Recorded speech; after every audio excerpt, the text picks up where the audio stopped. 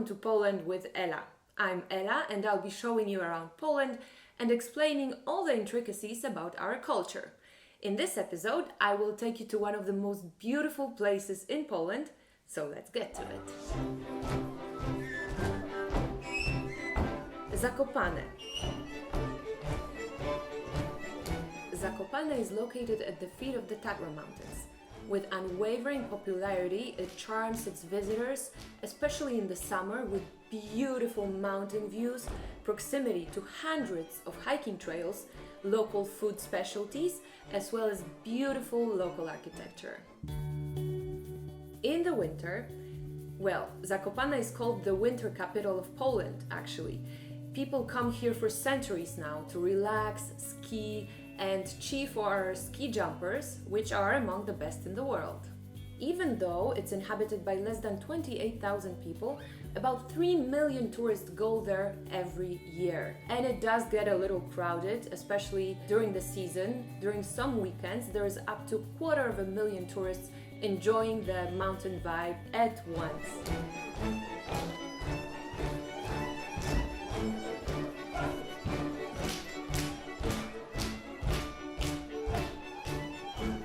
There's this amazing tradition in the Polish Tatra mountains, and actually the higher you get, the more it gets observed, because the lower you get, the more people there are, so it's much more difficult. But basically, the higher you get, the more people you know, because you say hello to everyone. Dzień dobry. Cześć. Cześć. Dzień dobry. Dzień dobry. Dzień dobry. Dzień dobry. And it does get a little busy, especially in Krupówki.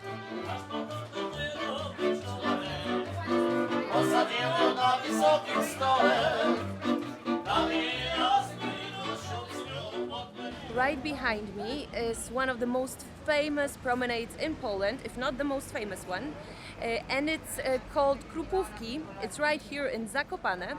Let's take a little promenade then. What you can see here in Krupówki is a lot of restaurants, a lot of bars, little booths with souvenirs for tourists. It's not as busy as it sometimes gets, but this is the place if you want to come and see and hear live music from real mountain people, mountain men, mountain women. Even though it's very touristy, it's worth to come here at least once in your lifetime.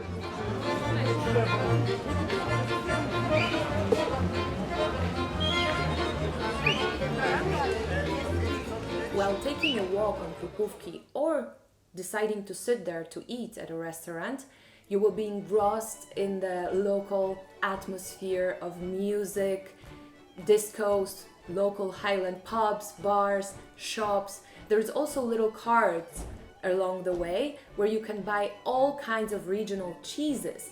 The most famous of them is oscypek, which is a regional product protected by the EU law. While in Zakopane, I joined a workshop in the Oscypek Museum to learn how to make this cheese from a real mountain man.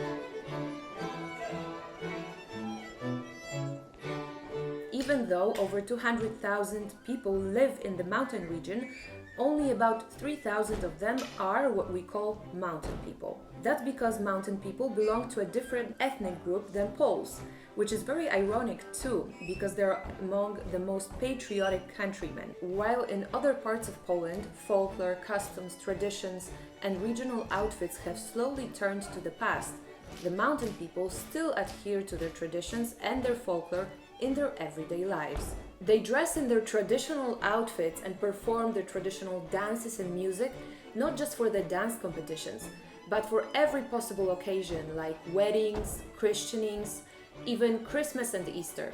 They proudly display and live their heritage. If you want to find out more about the mountain people their culture, their traditions, leave a comment below and let me know. But for now, as I promised in the last episode, I will give you the reasons why people living in the mountain region are considered the coolest. Number 1. They are proud of who they are. Throughout the communist era in Poland, our culture, our history, our religion was considered something to be ashamed of. And I think trails of it stayed in the Polish psyche until now, but not in the minds of the mountain people. They are proud to be mountain people, and they are proud to be Polish.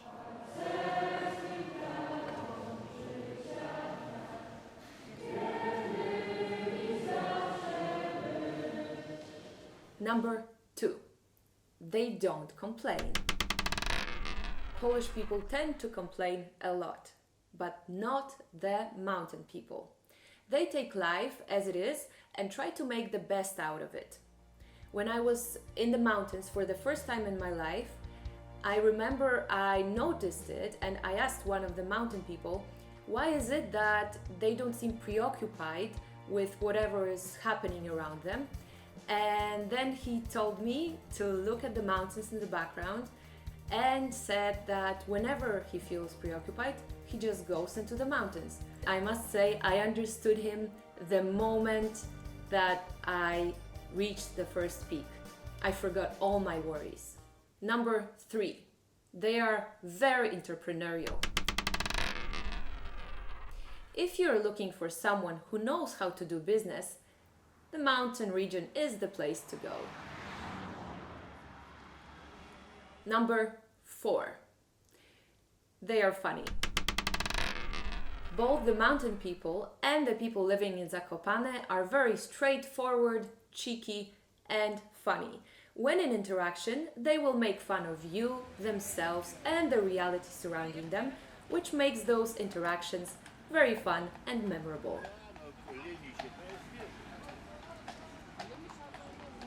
Hiking in the mountains is one of the favorite pastimes of the Polish people in the summer.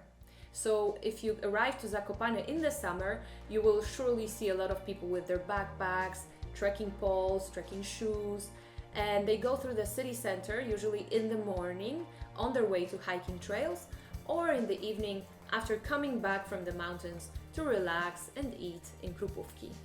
The Tatra mountains are amazing and beautiful, but they're also very dangerous.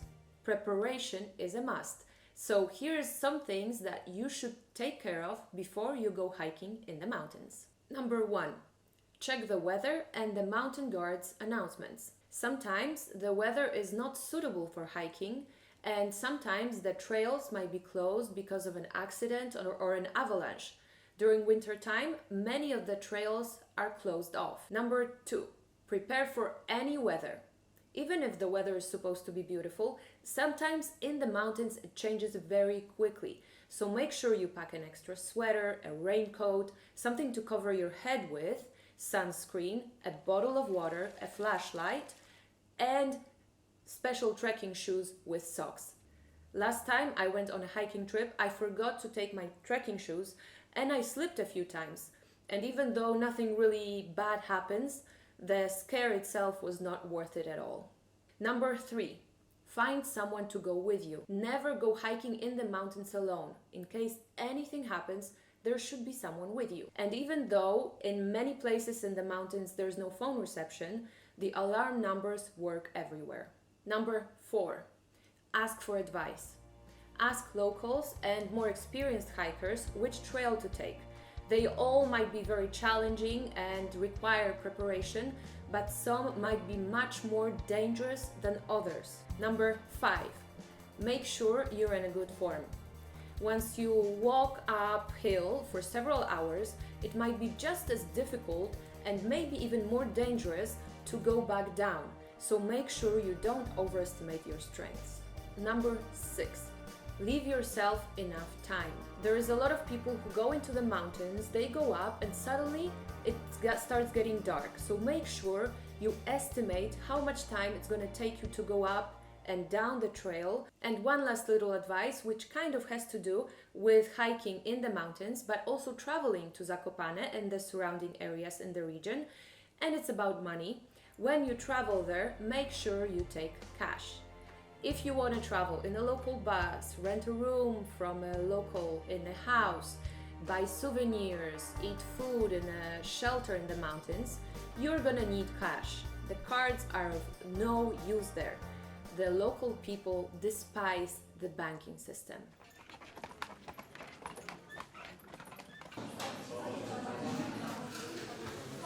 Well, this is bigos, a very traditional Polish dish, and it is served in all the shelters in the Polish mountains, and it is a must-have when you're here.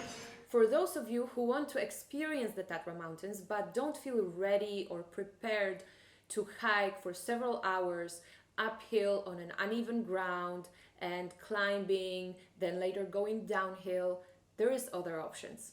You can, for example, take a cable car to the peak of Gubałówka, from which you'll see an amazing view of the Tatra mountains, or you can walk up on a paved road to the shelter of Morskie Oko, which translates to the eye of the sea, and it's a shelter located near a beautiful little lake in the middle of the mountains.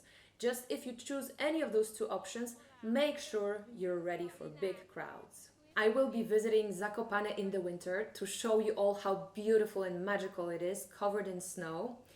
But for now, that's it from me. Next, I will be showing you around Krakow. So make sure to subscribe not to miss that episode.